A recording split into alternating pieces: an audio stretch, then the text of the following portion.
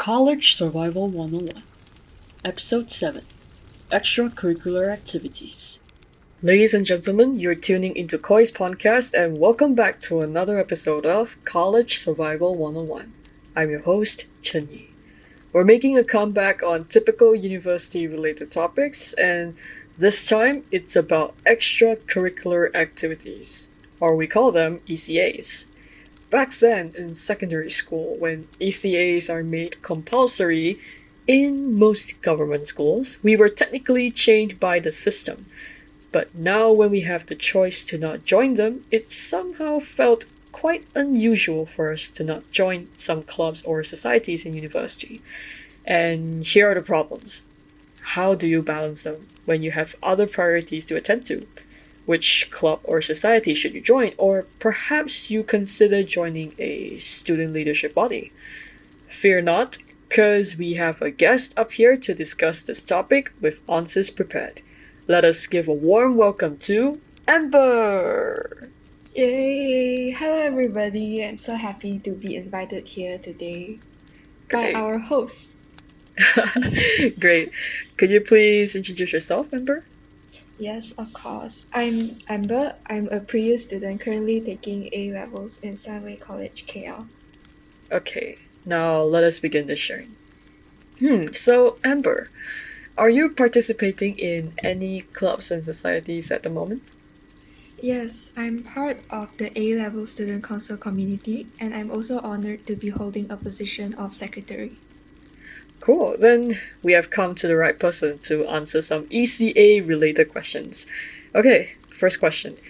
Why did you join this, what is it called again? A-level student council community? Is it because you Yes. wanted to have something to write on your resume, or you just wanted to experience something new in university?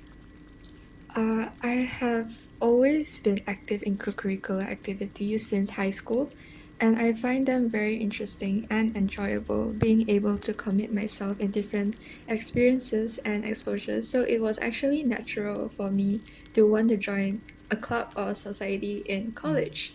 Why I specifically chose the student council community is firstly it's quite direct and focused in a certain audience. In my case, it revolves around my A-level peers and students. So like the council, it acts as a bridge between committee members like me and also the A-level students, mainly involved in making the program more fun, including hosting events, games, being the voice of students to communicate with the main management team.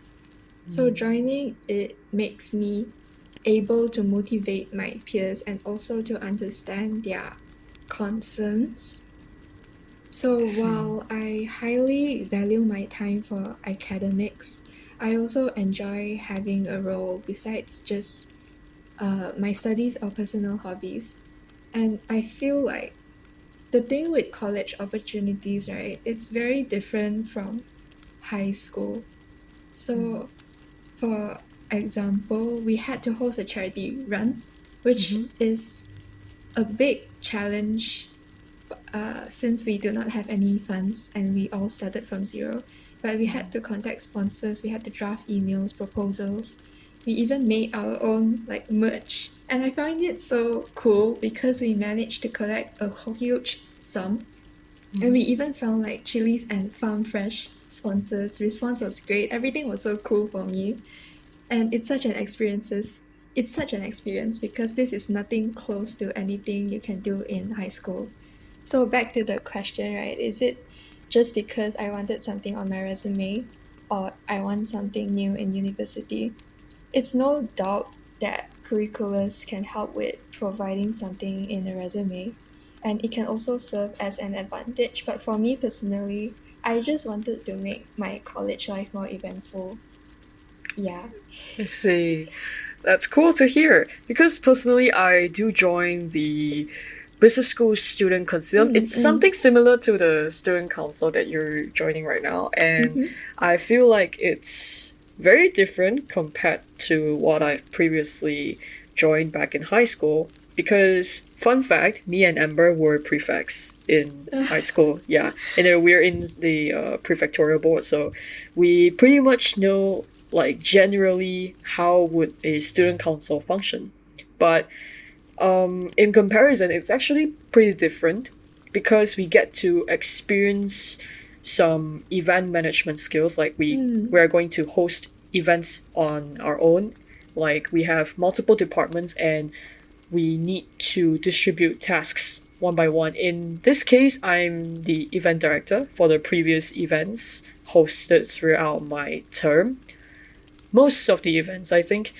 And I find it quite okay, to be honest, it's quite exhausting. But at the same time, I kind of learned something new. I boost my personal growth in this concilium throughout my term. So yeah, actually, it's quite interesting, although it can be a little bit hellish at times because we have assignments and then tests to bounce around back and forth. So it can be hectic at times, but I'm still grateful for having this opportunity to learn something new, meet new friends, and yeah, boost my soft skills in general. So that's the first question. So, how about this? This is the second question.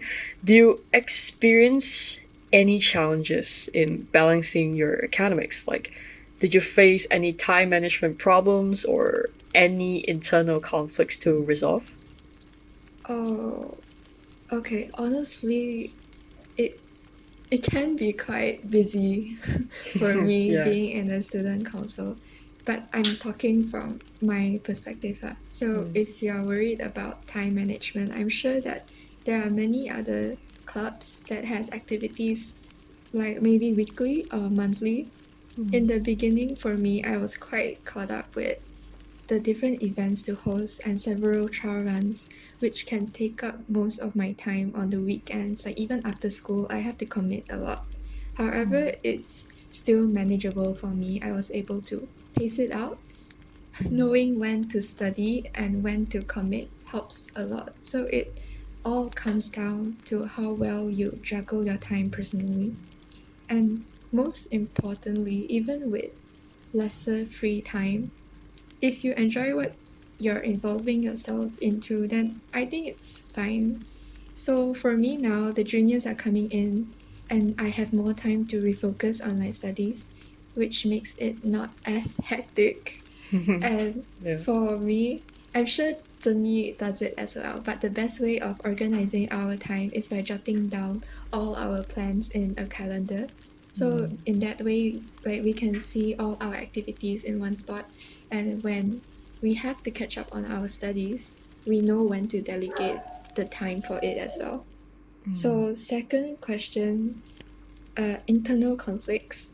I think conflicts is inevitable. It's like it's everywhere in any club or any environment. So naturally, we did have a few too.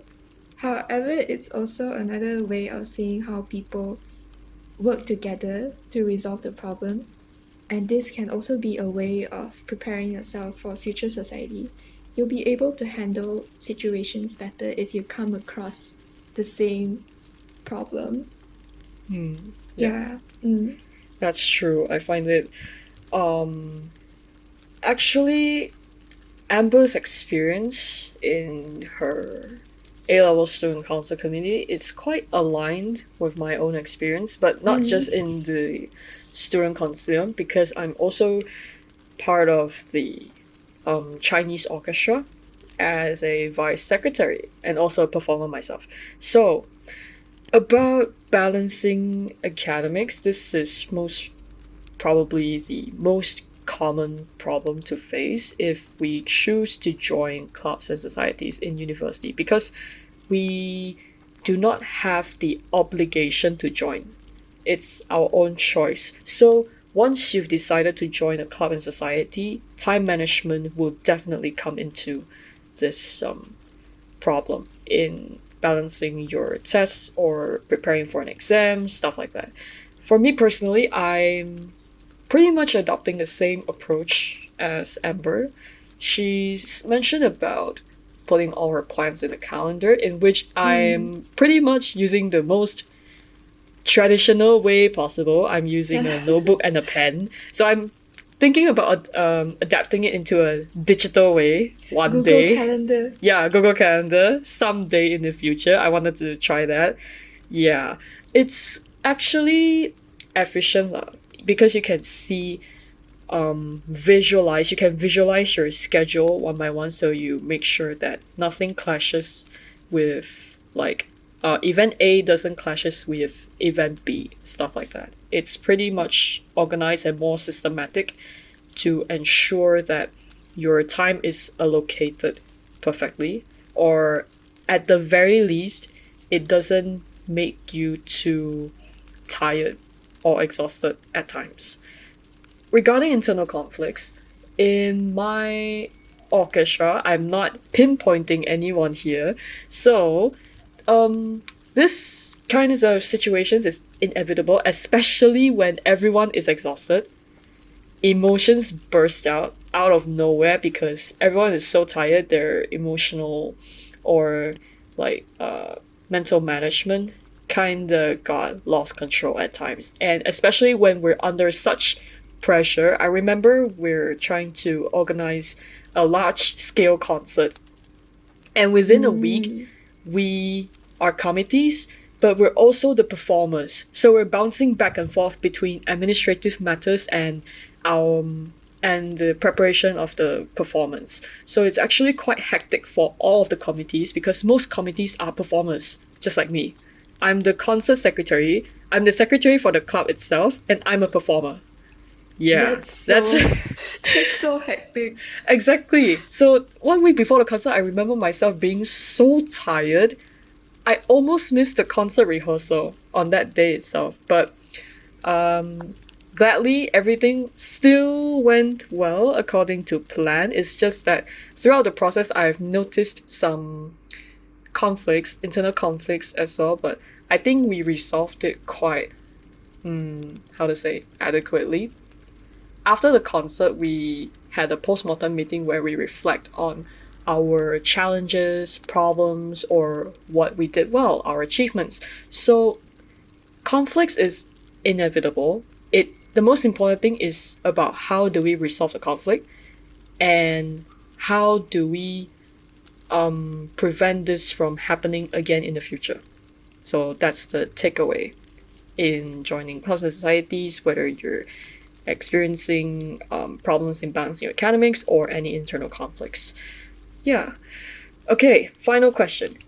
This is the final question for this podcast. So, Amber, joining ECAs will let you expand your social circle and get to know more people. Do you view this as a good thing or a bad thing? Because sometimes we get to know more people, but at the same time, if there's no like some sort of filter, I don't know if this case Mm. works on you, but at least on my side, I have this kind of filter where I can know who should I join and who should I not join. This is kind of how to say, this is kind of similar on what I've previously talked about with Jocelyn in the previous episode about friends, mix or avoid. So, dear audience, if you haven't watched this episode, please go and watch that episode. Yeah. So, Amber, what's your opinion in this? Uh, for me personally, it will definitely be a good thing. Like if you ask me to expand your social circle and get to know more people, because it allows network opportunities with diverse people. This can be beneficial for either personal or professional growth in the future. It also helps developing your social skills since you get to communicate with people, many different people. And in my council, we had an installation night where it's like the official passing down of roles from seniors to juniors. And the thing with knowing so many people, the advantage was that all my peers contributed so much help and support with different ideas. So you can really see how everyone works in a different way through this, and by combining them all, only can the event be made so perfect, so eventful, so fun. So that is one of the advantage.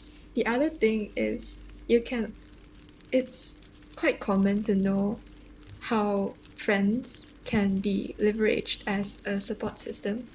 Being in a club or society makes you come across people with common interests and goals. So these friends will make you grow a strong bond, and you can always share hardships, going through struggles together with them.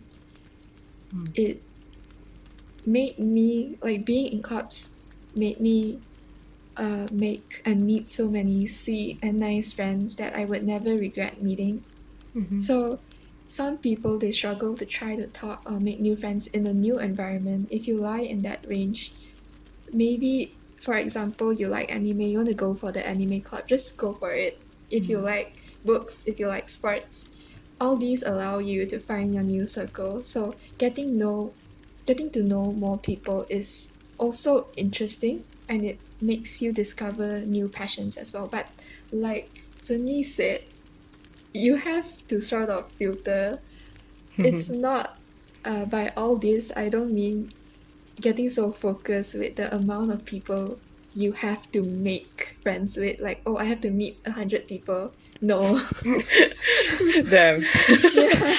So like what Sunyi said, quality over quantity. So having a few close, meaningful connections can provide more significant support and improvement. Yeah, that's true. Yeah, it's quite how to say, I can relate to what Amber has shared. No matter in Concilium, my current business school student Concilium, or in the orchestra, of course I've met lots of people, different types of people. So I don't have to say it so transparent and clear enough to pinpoint anyone. I'm not pinpointing anyone. I'm just saying stuff like, for sure, I'm meeting new people. I'm meeting good people, and I'm meeting some people that, okay, I'll insert this adjective here, any adjective here to describe this type of people, but nah. Okay, so how to say, this social circle thingy, it's good to expand your social circle. It makes you discover more potential in you. It makes you grow internally, like you get to discover more circles with common interests that you like, what Amber has shared. Like me myself, I was previously a Liu Qing player in the Chinese orchestra, so I joined the orchestra again in university, although my participation was a process of deep thought and persuasion, and eventually the president pulled me into the orchestra. But regardless, I've met quite interesting people. They are quite interesting souls in the orchestra. I find them quite, how to say, cute. I find so we get along well, and we like to play music together. I really enjoy the environment there. So that's the takeaway of joining clubs and societies. Even in the student concilium, it's not just about administrative matters or just hosting events and writing reports and stuff like that. It's more like I get to discover people and learn how to work with them in a sense of teamwork, because I've never met these people before. So it kind of enhanced my leadership skills in a sense, and also foster bonds with each other within the concilium. So yeah, I think I foresee a future me in both sides, in whether in the concilium or in the orchestra. I think at the end of the day, it's about nurturing values in self and delivering the value to others in whichever club and society I'm joining. So yeah. I feel like as long as you're in the right circle, honestly, it's all you need. Yeah, true. I think it's the, how to say, the quote here, the golden quote. As long as you feel comfortable, as long as you're happy with what you're doing, then just proceed. AKA the golden quote of today. Yeah, probably. And yeah, that's all for this episode. If you like this podcast, do hit the like and subscribe button on my YouTube channel. And if you're from Spotify, do follow this podcast and share it to your friends and family. We'll see you in the next episode. Peace out. Bye bye. Bye bye.